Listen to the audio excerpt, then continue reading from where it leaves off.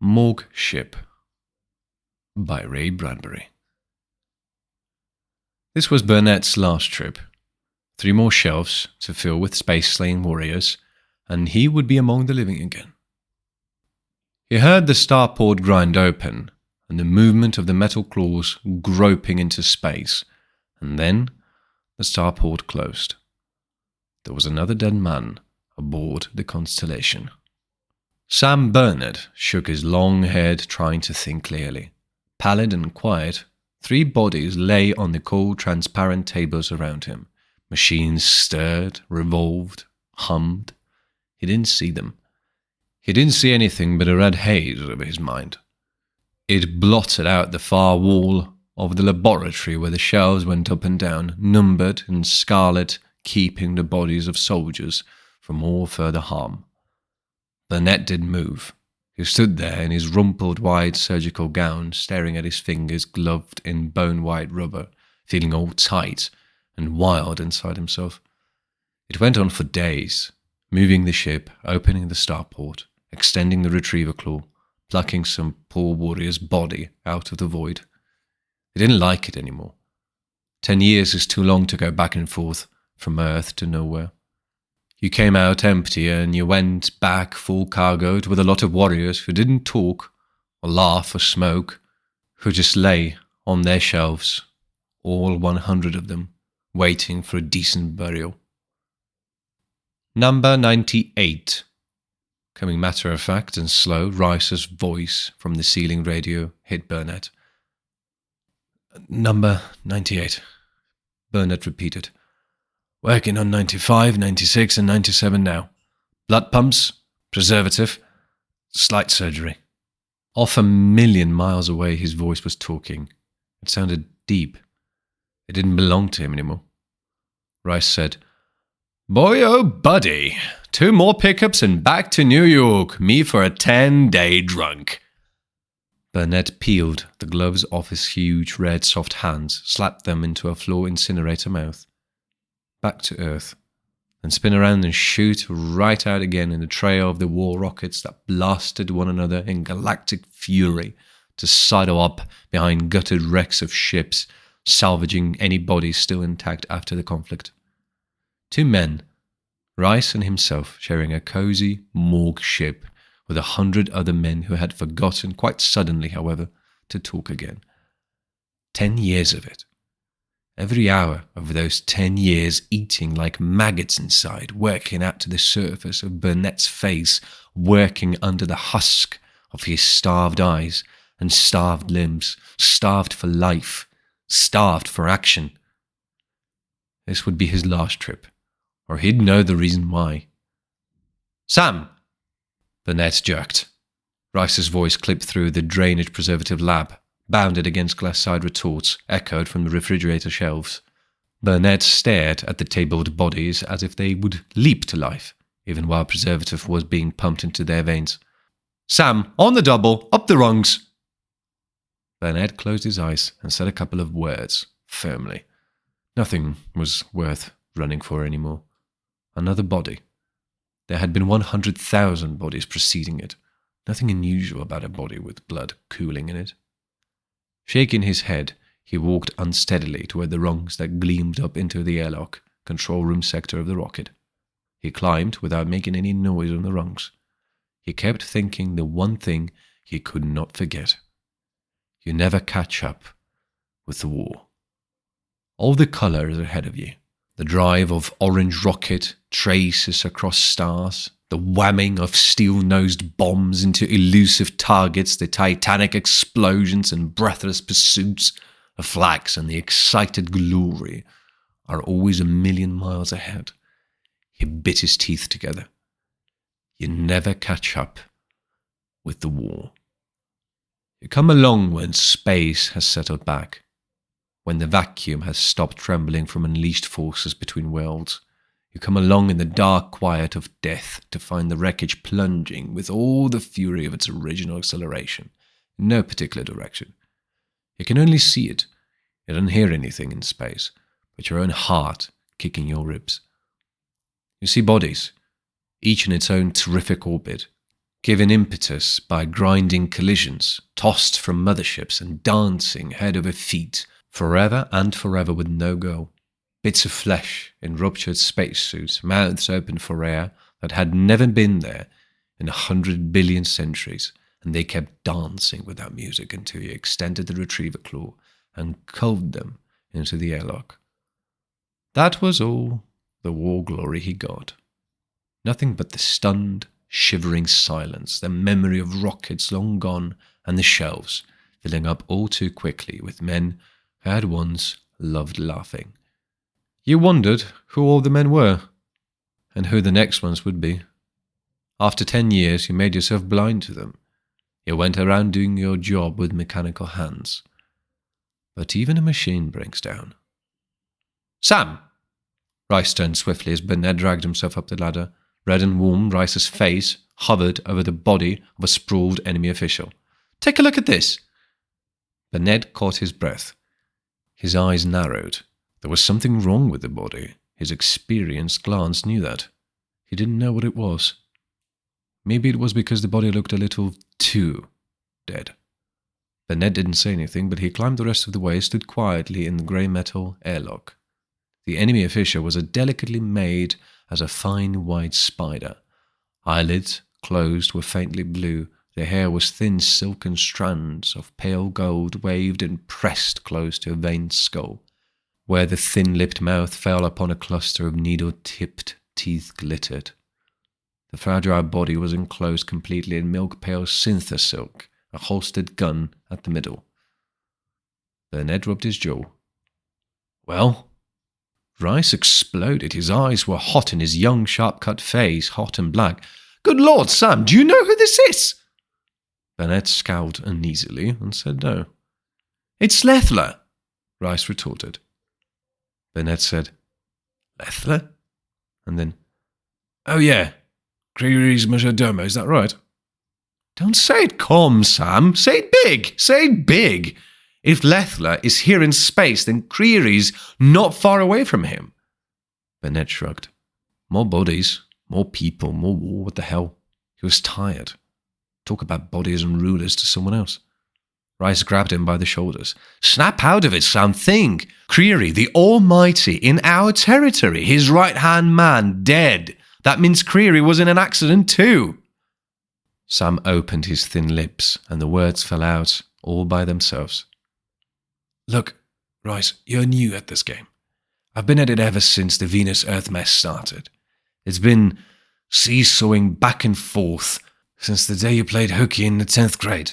And I've been in the thick of it. When there's nothing left but seared memories, I'll be prowling through the void, picking up warriors and taking them back to the good green earth. Grisly, yes, but it's routine. As for Creary, if he's anywhere around, he's smart. Every precaution is taken to protect that one. But Lethler, his body must mean something. And if it does, have we got guns aboard this Morgue ship? Are we a battle cruiser to go against him? We'll radio for help. Yeah, if there's a warship within our radio range, 700,000 miles, we'll get it. Unfortunately, the tide of battle has swept our past Earth in a new war concerning EO. That's out, Rice. Rice stood about 3 inches below Sam Burnett, 6'1", jaw hard and determined. He stared at Sam, a funny light in his eyes.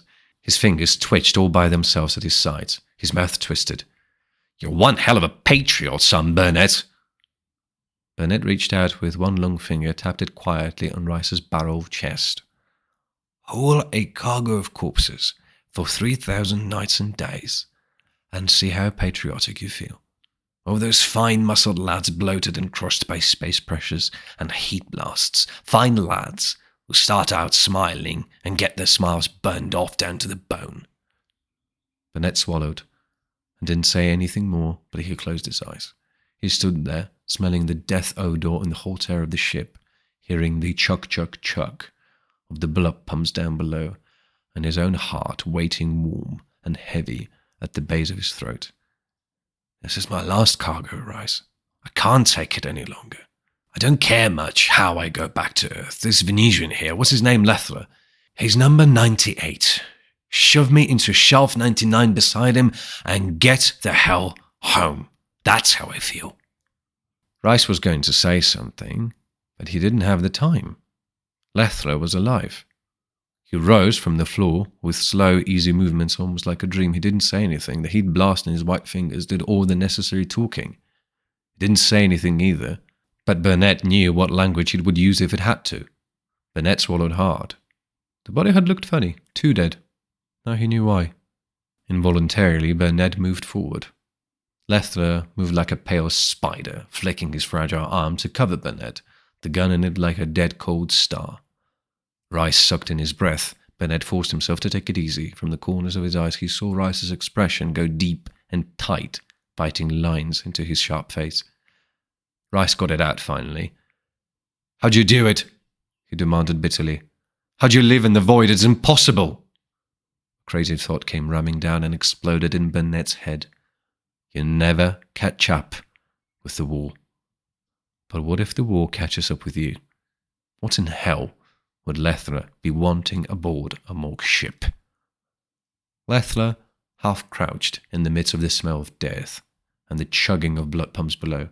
In the silence, he reached up with quick fingers, tapped at tiny crystals stood upon the back of his head, and the halves of a microscopically thin chrysalis parted transparently off to his face. He shucked it off, trailing air tendrils that had been inserted, hidden in the uniform, ending in thin globules of oxygen. He spoke. Triumph warmed his crystal-thin voice. "That's how I did it, Earthman." "Glassite," said Rice. "A face-molded mask of glassite." Lethler nodded. His milk-blue eyes dilated. "Very marvellously part on an unbreakable thickness of 1/30th of an inch, worn only on the head. You have to look quickly to notice it, and unfortunately viewed as you saw it outside the ship, floating in the void, not discernible at all." Trickles of sweat appeared on Rice's face. He swore at the Venetian, and the Venetian laughed like some sort of a stringed instrument, high and quick. Burnett laughed too, ironically.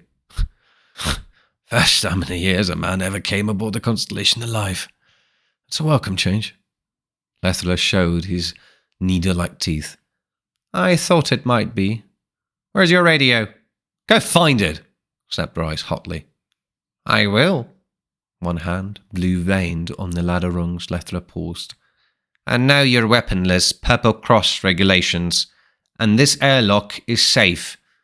Don't move." Whispering, his naked feet padded white up the ladder. 2 long breaths later, something crashed. Metal and glass and coils. The radio. Burnett put his shoulder blades against the wall metal, looking at his feet. When he glanced up, Rice's fresh animated face was spoiled by the new bitterness in it. Lethler came down, like a breath of air on the rungs. He smiled. "That's better. Now we can talk." Rice said it slow. "Interplanetary law declares it straight, Lethler. Get out. Only dead men belong here." Lethler's gun grip tightened. "More talk of that nature, and only dead men there will be." He blinked. "But first, we must rescue Creary." "Creary!" Rice acted as if he had been hit in the jaw. Burnett moved his tongue back and forth on his lips silently. His eyes lidded, listening to the two of them, as if they were a radio drama. Lethler's voice came next. "Rather unfortunately, yes, he's still alive, heading toward Venus at an orbital velocity of 2,000 miles per hour, wearing one of these air chrysali. Enough air for 2 more hours. Our flagship was attacked unexpectedly yesterday near Mars. We were forced to take the lifeboats, scattering. Creary and I in one, the other sacrificing their lives to cover our escape. We were lucky. We got through the Earth cordon unseen, but can't last forever. We saw your morgue ship an hour ago. It's a long, long way to Venus. We were running out of fuel, food and water. Radio was broken, capture was certain. You were coming our way, we took the chance. We set a small time bomb to destroy the life rocket and cast off, wearing our Chrysali helmets. It was the first time we had ever tried using them to trick anyone. We knew you wouldn't know we were alive until it was too late and we controlled your ship. We knew you picked up all bodies for brief exams, returning alien corpses to space later. Rice's voice was sullen. A setup for you, huh? Travelling under the protection of the Purple Cross, you can get your damned almighty safe to Venus. Lethler bowed slightly. Who would suspect a Morgue rocket of providing safe hiding for precious Venusian cargo? Precious is the word for you, brother, said Rice. Enough! Lethler moved his gun several inches. Accelerate toward Venus. Mode detectors wide open. Creary must be picked up. Now! Rice didn't move. Burnett moved first, feeling alive for the first time in years. Sure, said Sam, smiling. We'll pick him up. No tricks, said Lethler. Burnett scowled and smiled together. No tricks. You'll have Creary on board of the Constellation in half an hour, or I'm no coroner. Follow me up the ladder. Lethler danced up, turned away with his gun. Come on. Burnett went up quick, almost as if he enjoyed doing Lethler a favour. Rice grumbled and cursed after him. On the way up, Burnett thought about it. About Lethler, poised like a white feather at the top, holding death in his hand. He never knew whose body would come in through the starport next. Number 98 was Lethler. Number 99 would be Creary. There were 2 shelves numbered and empty. They should be filled. And what more proper than that Creary and Lethler should fill them? But he chewed his lip. That would need a bit of doing. And even then, the cargo wouldn't be full. Still one more body to get, 100. And you never knew who it would be. He came out of the quick thoughts when he looped his long leg over the whole rim, stepped up, faced Lethler in a cramped control room. That was one glittering swirl of silver levers, audio plates and visuals, chronometers clicking, tooled of the steady dropping toward the sun at a slow pace. Burnett set his teeth together, bone against bone. Help Creary escape. See him safely to Venus and then be freed. Sounded easy, wouldn't be hard. Venusians weren't blind with malice. Rice and he could come out alive, if they cooperated. But there were a lot of warriors sleeping on a lot of numbered shelves in the dim corridors of the long years, and their dead lips were staring to life in Burnett's ears. Not so easily could they be ignored. You may never catch up with the war again. The last trip. Yes, this could be it. Capture Creary and end the war. But what ridiculous fantasy was it made him believe he could actually do it? 2 muscles moved on Burnett, one in each long cheek. The sag in his body vanished as he tautened his spine, flexed his lean, sinewed arms, wet, thin lips. Now, where do you want this crate? He asked Lethler easily. Lethler exhaled softly. Cooperation! I like it. You're wise Earthmen. Very, said Burnett. He was thinking about 3,000 eternal nights of young bodies being ripped, slaughtered, flung to the vacuum tides. 10 years of hating a job and hoping that someday there would be a last trip and it would all be over. Burnett laughed through his nose. Controls moved under his fingers like fluid, loved, caressed, tended by his familiar touching. Looking ahead, he squinted. There's your ruler now, Lethler, doing somersaults. Looks dead. A good trick. Cut power. We don't want to burn him. Burnett cut. Creary's milky face floated dreamily into a visual screen, eyes sealed, lips gaping, hands sagging, clutching emptily at the stars. We're about 50 miles from him, catching up.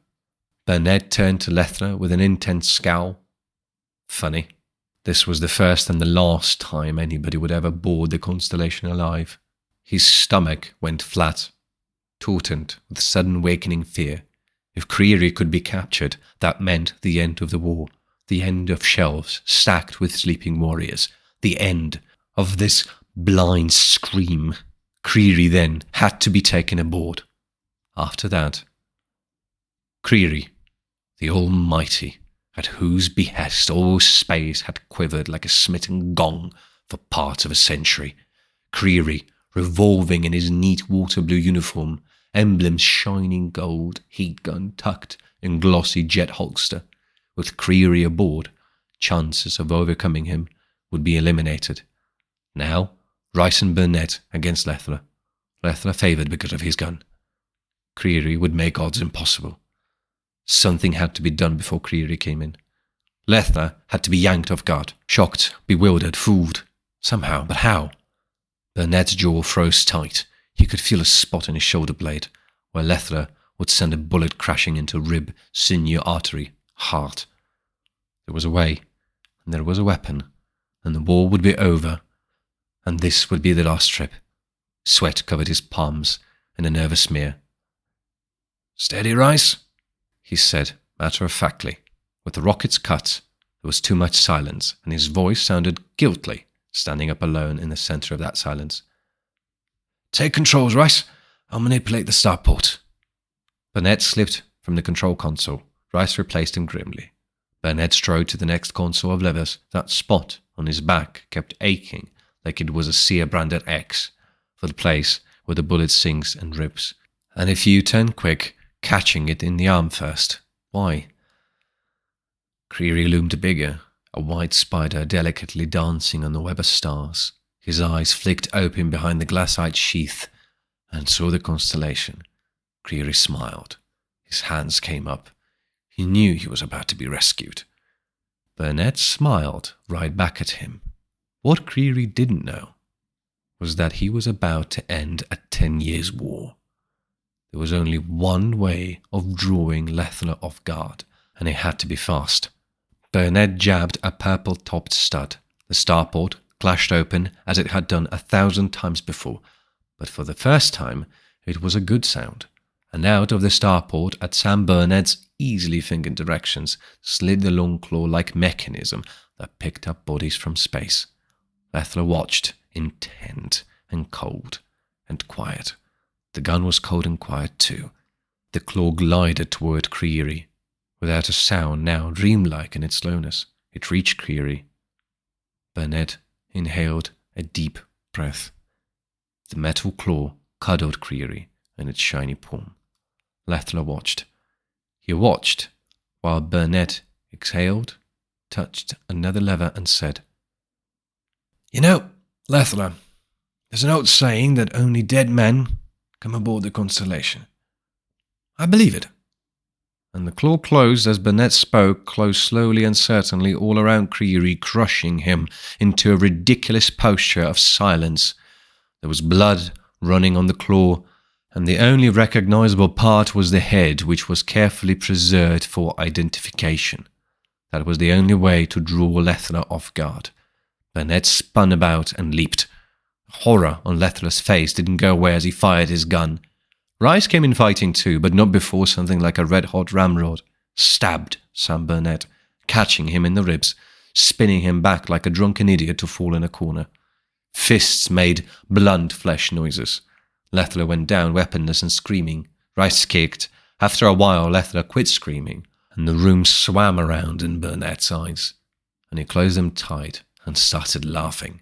He didn't finish laughing for maybe 10 minutes. He heard the retriever claws come inside and the starport grind shut. Out of the red darkness, Rice's voice came, and then he could see Rice's young face over him. Burnett groaned. Rice said, "Sam, you shouldn't have done it. You shouldn't have, Sam." "To hell with it." Burnett winced and fought to keep his eyes open. Something wet and sticky covered his chest. "I said this was my last trip, and I meant it. One way or the other, I'd have to quit. This is the hard way. Maybe. I don't know. Kind of nice to think of all those kids who'll never have to come aboard the Constellation, though, Rice." His voice trailed off. "You watch the shells fill up, and you never know who'll be next." Who would have thought? 4 days ago. Something happened to his tongue, so it felt like hard ice blocking his mouth. He had a lot more words to say, but only time to get a few of them out. "Rice?" "Yes, Sam." "We haven't got a full cargo, boy." "Full enough for me, sir." "But still not full. If we went back to center base without filling the shelves, it wouldn't be right. Look there. Number 98 is Lethler. Number 99 is Creary. 3,000 days of rolling this rocket, and not once come back without a bunch of the kids who want to sleep easy on the good green earth. Not right to be going back anyway, but the way we used to. His voice got all full of fog, as thick as the fists of a dozen warriors. Rice was going away from him. Rice was standing still and Burnett was lying down, not moving, but somehow Rice was going away 1,000,000 miles. Ain't I one hell of a patriot, Rice? Then everything got dark, except Rice's face, and that was starting to dissolve.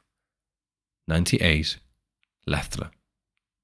99, Creary. He could still see Rice standing over him for a long time, breathing out and in. Down under the tables, the blood pumps pulsed and pulsed, thick and slow. Rice looked down at Burnett and then at the empty shelf at the far end of the room, and then back at Burnett again. And then he said softly, 100.